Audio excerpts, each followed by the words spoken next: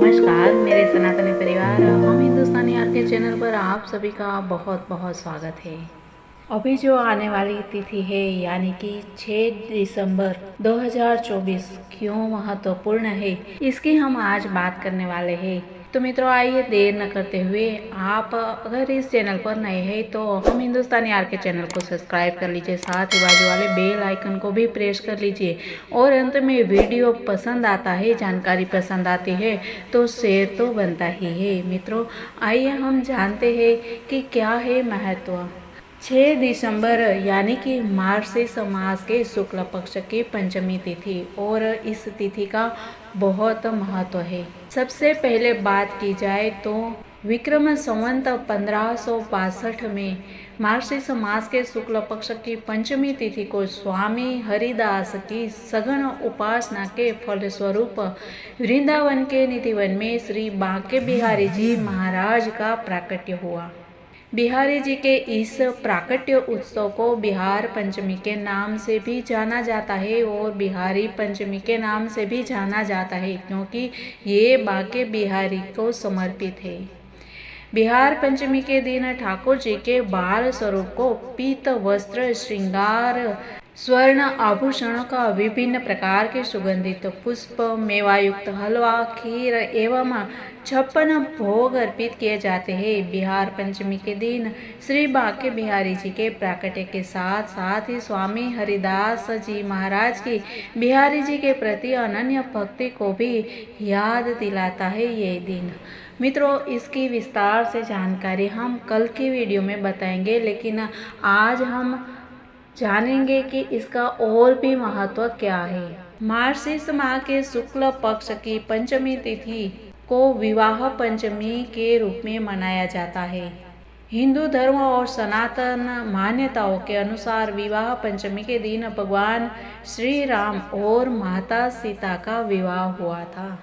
यह किसी भी शुभ कार्य को करने के लिए बहुत ही उत्तम माना गया है। इस दिन अधिकतर लोग शुभ कार्य करते हैं। मंदिरों में भगवान राम और सीता के विवाह के लिए एक सप्ताह से विवाहोत्सव शुरू हो जाते हैं, जिसमें हल्दी मेहंदी की रस्में होती है और भगवान राम की सुंदर तरीके से विवाह संपन्न करते हैं। श्री राम और माता जानकी की पूजा करने से शुभ फलों की प्राप्ति होती है। इस दिन माता सीता और भगवान राम को कमल का फूल और आम के पत्ते अर्पित करने चाहिए। कहा जाता है कि वनवास के दौरान माता सीता भगवान राम को आम के पत्ते और कमल का फूल अर्पित किया करती थी। इसके अलावा भगवान राम की पूजा के समय उन्हें खीर का भोग लगाना चाहिए। इस दिन पति पत्नी को मिलकर भगवान राम और माता सीता की पूजा करनी चाहिए और महिलाओं को 16 श्रृंगार माता को भी अर्पित करना चाहिए और स्वयं भी सौभाग्य की कामना हेतु धारण करना चाहिए। और इस दिन बालकांड का पाठ करना बहुत ही शुभ माना गया है। पंचांग के अनुसार इस बार पंचमी तिथि 5 दिसंबर दोपहर 12:37 शुरू होगी और अगले दिन शुक्रवार दोपहर 12:05 पर समाप्त होगी। सनातन धर्म में उदया तिथि का मान है, ऐसे में शुक्रवार को विवाह पंचमी मनाई जाएगी। धार्मिक पुराण में भगवान शिव पार्वती विवाह, श्री गणेश का रिद्धि सिद्धि के साथ विवाह, श्री विष्णु लक्ष्मी का विवाह, श्री कृष्ण और रुक्मिणी का विवाह, प्रभु श्री राम और सीता के विवाह की बहुत ही चर्चा होती है। इन सभी के विवाह का पुराण में सुंदर उल्लेख पाया जाता है। ऐसा कहा जाता है कि प्रभु श्री राम तथा जनक नंदिनी का विवाह देखने को स्वयं ब्रह्मा, विष्णु एवं रुद्र ब्राह्मणों के वेश में आए थे। राजा जनक की सभा में शिव जी का धनुष तोड़ने के बाद श्री राम का विवाह होना तय हुआ था। इस विवाह का रोचक वर्णन वाल्मीकि रामायण में मिलता है। अतः विवाह के समय ब्रह्मर्षि वशिष्ठ एवं राजर्षि विश्वामित्र उपस्थित थे।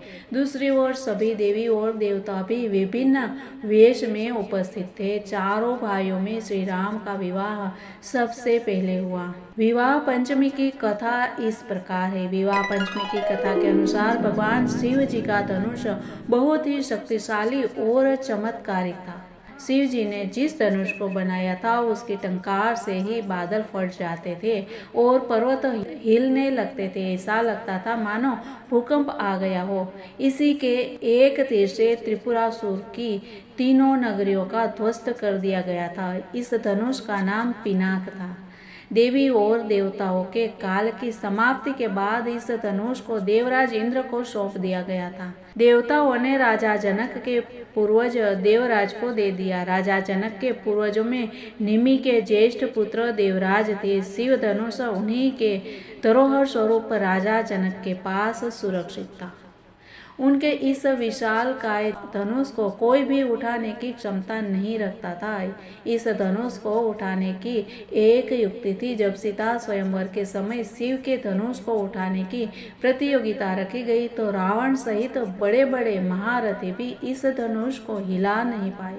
फिर प्रभु श्री राम की बारी आई।